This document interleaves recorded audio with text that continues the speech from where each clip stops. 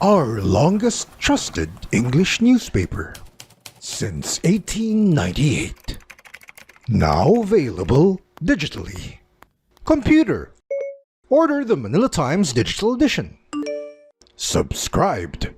Get the Manila Times Digital Edition for less than 2 pesos and 50 centavos per day when you sign up for 1 year. The Manila Times, news source of choice, trusted since 1898. Good day! Here are the stories for the Manila Times for Tuesday, June 7, 2022. President-elect Ferdinand Bongbong Marcos Jr. and his political party, the Partido Federal ng Pilipinas, spent 272 million pesos for campaigning during the last elections. In a statement on Monday, George Briones, the lawyer of Marcos in the PFP, said the party has submitted to the Commission on Elections Marcos' statement of contributions and expenditures.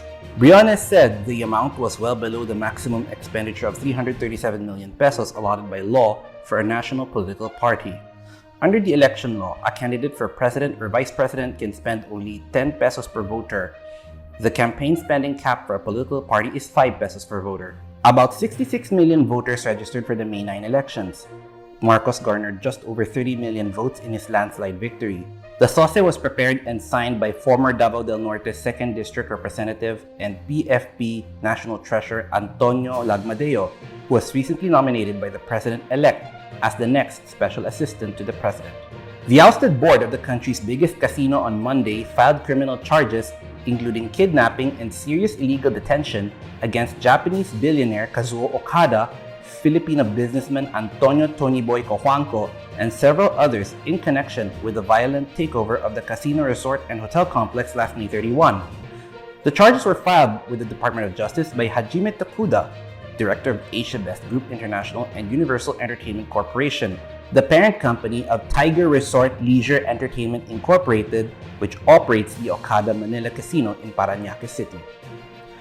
The Philippine Medical Association endorsed Dr. Teodoro Ted Herbosa, the Special Advisor of the National Task Force against COVID-19, as the next Department of Health Secretary, congratulating President-elect Ferdinand Bongbong Marcos Jr. and Vice President-elect Sara Duterte Carpio, outgoing PMA President Benito Atienza and incoming President Maria Minerva Calimag led their co-officers and members in urging Marcos to pick Herbosa for the health post, citing his vast experience and expertise in healthcare systems, public health, hospital administration, trauma surgery, emergency, and disaster medicine.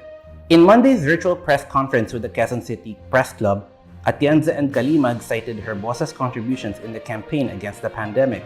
They said it was Herbosa who presented the PMA's proposal to hold national vaccination days to the NTF, which contributed to the low incidence of COVID cases. Herbosa received the PMA Presidential Award in recognition of his role in the group's undertakings, Atienza said. Earlier, Presidential Advisor for Entrepreneurship Jose Maria Joy Concepcion III endorsed Herbosa and Dr. Edsel Salvania for the post to be vacated by Secretary Francisco Duque III.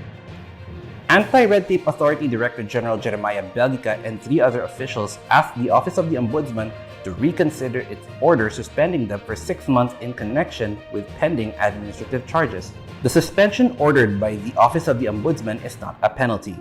Belgica, Deputy Director General Eduardo Bringas, Cheryl Purasumagi, and Melanie Salvadora Asperin filed a motion for reconsideration on Monday.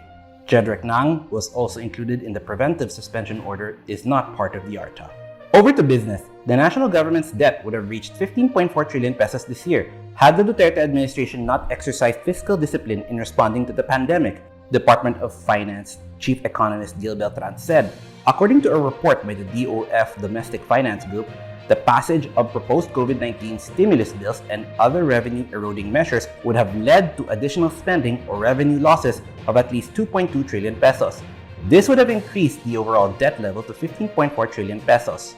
Examples of the bills included in the calculation of the DOF-DFG are the proposed value-added tax exceptions for oil, liquefied petroleum gas, electricity, and other commodities, and abolition of other taxes, various COVID-19 stimulus bills and subsidies, proposed exclusion of the 13th month pay, performance-based bonus and other income from taxable income, and the appropriations for new departments or government entities proposed by various legislators.